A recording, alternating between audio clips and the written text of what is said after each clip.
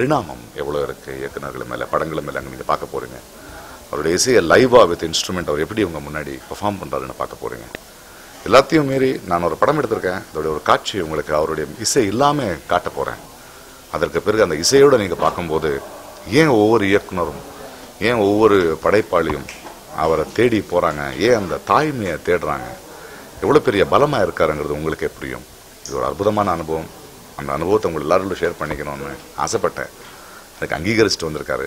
Thank Ilaiyaraaja sir for this. Thank you. இசை கேளுங்க, பிப்ரவரி release, படம் பாருங்கள். தேங்க்யூ. திடீர்னு ஒரு அரசியல் கூட்டத்தினுடைய ஆம்பியன்ஸ் ஆயிடுச்சு. இதுதான் ப்ராப்ளம்னு எனக்கு தெரியல. இப்போ தான் எந்திரிக்க நின்ன உடனே தான் புரியுது. இந்த மாதிரி ரொம்ப லேட்டாக புரிஞ்ச பிரயோஜனமே இல்லை விஷயங்கள்.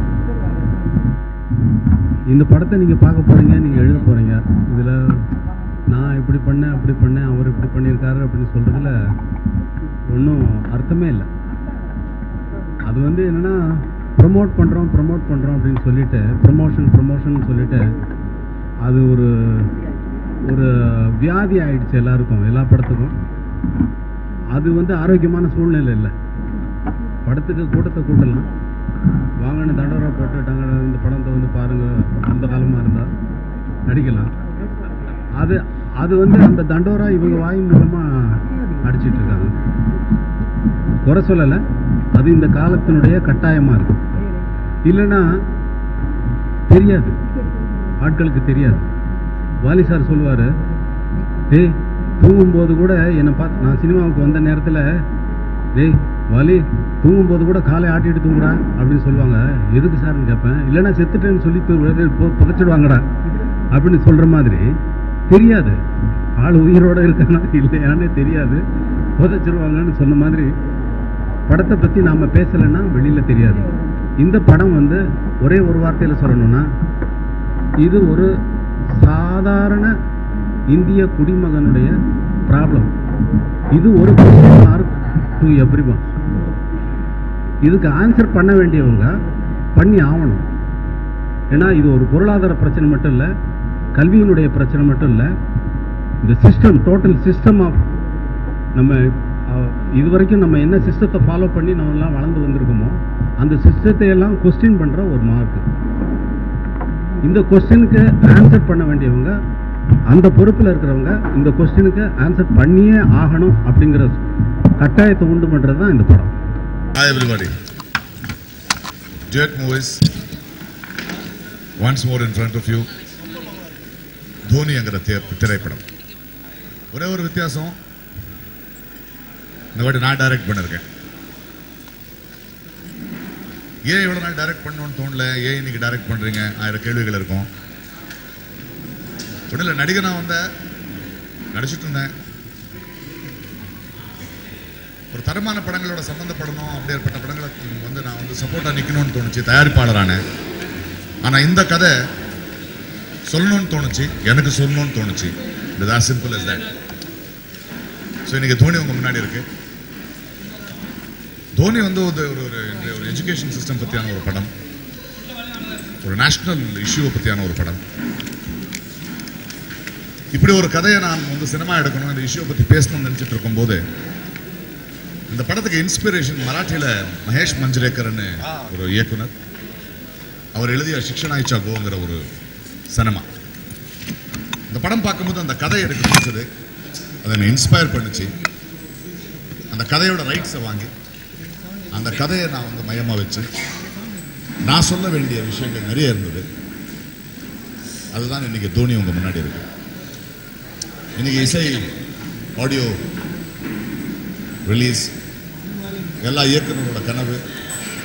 ஏன்னா இன்னைக்கு வந்து ஒரு படத்தை டைரக்ட் பண்ணிட்டு இருக்கேன். எல்லாரும் வந்து கங்க்ராச்சுலேஷன் சொல்றாங்க, சந்தோஷமா இருக்கு, ஆல் தி பெஸ்ட் சொல்றாங்க, சந்தோஷமா இருக்கு. ராஜா சார் அதுக்கு மியூசிக் பண்ணிருக்காருன்னும் போது பெருமையா இருக்கு, அது ஒரு ஆசீர்வாதமா இருக்கு. ராஜா சாரோட என்னுடைய டிராவல், இந்த படம் இந்த இடத்துக்கு வந்து நிற்கிறதுக்கு பல மடங்கு பரிணாமங்கள், இது எல்லாத்தையும் இன்னைக்கு ஈவினிங் ஃபங்க்ஷனில் நீங்க பார்க்க போறீங்க. அவர் வந்து ஒரு லைவ் ஆர்கெஸ்ட்ரா இன்னைக்கு, அதாவது இது வரைக்கும் அவர் பண்ணல. இந்த படம் வந்து நான் எப்படி வேணும் பிரகாஷ் உனக்கு இந்த கதையை கேட்டோடனே நான் சொன்னேன் இது வந்து லைவா மியூசிக்கோட இருந்தால் நல்லா இருக்கும், லைவ் ரெக்கார்டிங் இருந்தால் நல்லா இருக்கும். எதுக்குன்னு கேட்டார். இல்லை it's film straight from the heart. எனக்கு வந்து அந்த இன்ஸ்ட்ருமெண்ட் அந்த மியூசிக் ஒரு காட்சியை பார்த்து ஒரு நோட்ஸை கொடுத்து நீங்கள் வாசிக்கும் போது there is a human connection to it. அதோட சவுண்டிங்கே வேறையாக இருக்கும். கரெக்டாக புரிஞ்சிருக்கேன் நான் அதை செய்கிறேன்னாரு. 45 நிமிஷம் உட்காந்தாரு, 5 டியூன் கொடுத்தாரு. அது எப்படி அவரால் முடியுதுன்னு எனக்கு தெரியல. காலையில் 7 மணிக்கு கூப்பிடுவார், ஃபுல் சுச்சுவேஷன் கேட்பாரு, என்ன வேணும்னு கேட்பாரு சாங்கில். ஒரு 8:30 மணி வரைக்கும் ஏதோ எழுதிட்டு இருப்பாரு. அது மியூசிஷியன்ஸ் கிட்ட போவோம். 11 மணிக்கு அது ரிஹர்சல் பார்க்கும்போது ஒரு சாங் தான் எங்களுக்கு கேட்கும். 1 மணிக்கு கையில் சாங் கொடுப்பாரு. That was the journey and re-recording.